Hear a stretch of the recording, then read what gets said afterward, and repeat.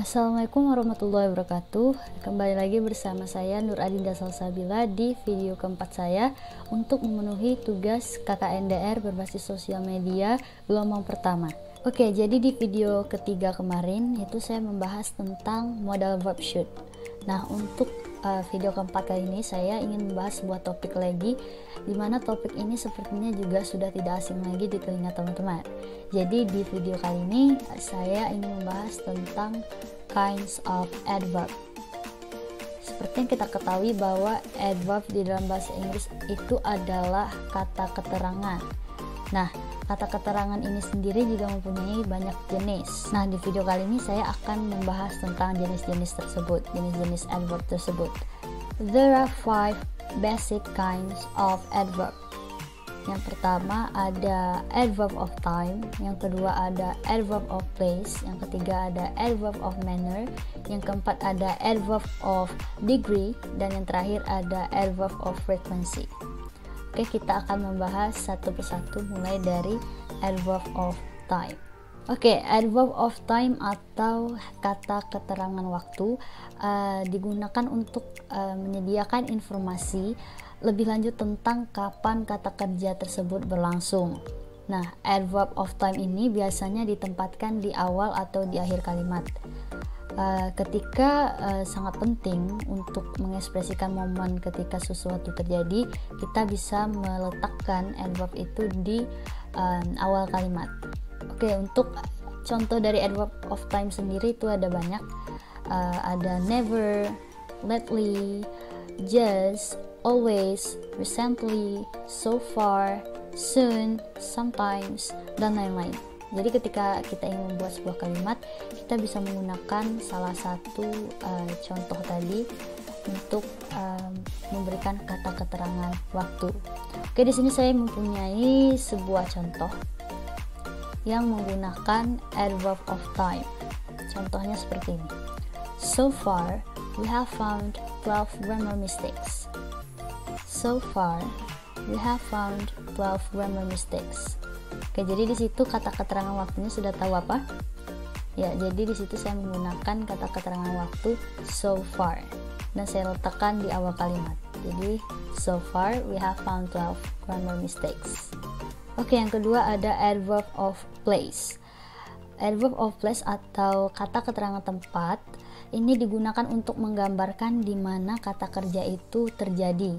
Nah, biasanya ditempatkan setelah kata kerja atau objek utama, atau bisa juga diletakkan di akhir kalimat. Jadi contoh yang bisa digunakan untuk adverb of place ini adalah here, there, nowhere, everywhere, out, above, below, inside, outside, dan lain-lain. Jadi kita bisa menggunakan salah satu dari contoh tersebut. Nah, kita langsung masuk saja ke contoh kalimatnya. Di sini saya mempunyai sebuah kalimat yang menggunakan adverb of place, yaitu there are many books here. There are many books here. There are many books here, dan di situ saya menggunakan adverb of place berupa here di akhir kalimat. There are many books here. Jadi here di situ menjelaskan tentang kata keterangan tempat di mana buku itu berada, yaitu di sini. There are many books here. Oke, sekarang kita lanjut ke adverb yang ketiga. Yang ketiga ada adverb of manner. Adverb of manner ini digunakan untuk memberikan informasi lebih lanjut tentang bagaimana kata kerja dilakukan. Adverb of manner ini merupakan adverb yang paling umum dari semua adverb. Nah, biasanya adverb of manner ini sering diakhiri dengan imbuhan ly seperti ini. Ya, untuk contohnya itu seperti softly, slowly, fastly, kemudian ada sadly, quickly, dan lain-lain. Oke, kita langsung saja masuk ke contoh kalimatnya.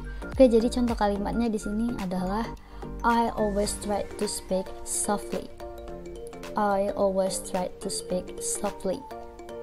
Jadi di sini kata keterangan adverb of manner-nya adalah softly. Diletakkan di akhir kalimat. I always try to speak softly. Oke, sekarang kita lanjut ke adverb yang keempat, yaitu adverb of degree. Adverb of degree biasanya digunakan untuk menjelaskan tingkat atau intensitas kata kerja, kata sifat, atau bahkan kata keterangan lain. Oke, untuk contoh dari adverb of degree ini juga banyak, seperti almost, quiet, to, hardly, so, very, dan lain-lain. Jadi kita bisa menggunakan salah satu dari contoh tersebut ketika ingin membuat contoh kalimat yang menggunakan adverb of degree.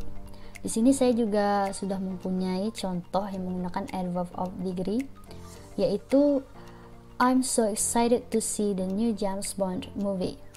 I'm so excited to see the new James Bond movie. Di situ saya menggunakan adverb of degree berupa so. I'm so excited. Jadi di situ menjelaskan tentang kata keterangan degree-nya, kata keterangan tingkatnya atau intensitasnya. Oke, sekarang kita lanjut ke jenis adverb yang terakhir, yaitu yang kelima. Dan jenis yang terakhir adalah adverb of frequency. Nah, untuk adverb of frequency ini biasanya digunakan untuk menjelaskan seberapa sering kata kerja itu dilakukan atau terjadi. Biasanya untuk adverb ini diletakkan di depan kata kerja utama sebuah kalimat.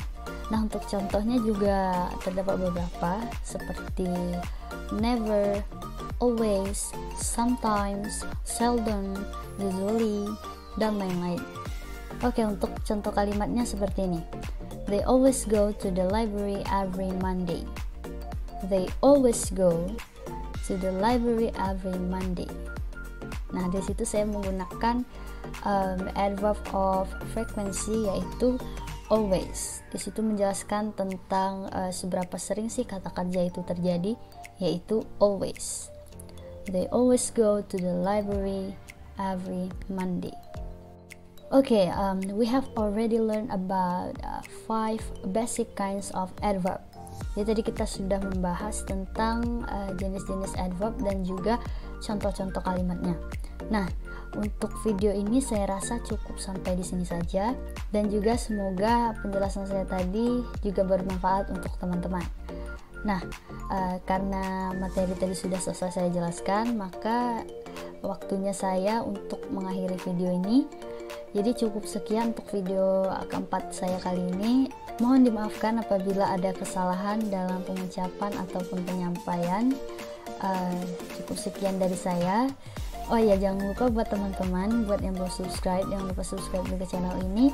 Jangan lupa like videonya jika kalian suka, dan juga tinggalkan jejak di kolom komentar. Dan juga satu lagi, jangan lupa share ke teman-teman kalian jika kalian rasa video ini bermanfaat untuk teman-teman kalian. Oke, sekian dari saya. Semoga video ini bermanfaat untuk teman-teman semua. Kalau begitu, saya Nur Ainda Salsabila pamit undur diri. Wassalamualaikum warahmatullahi wabarakatuh.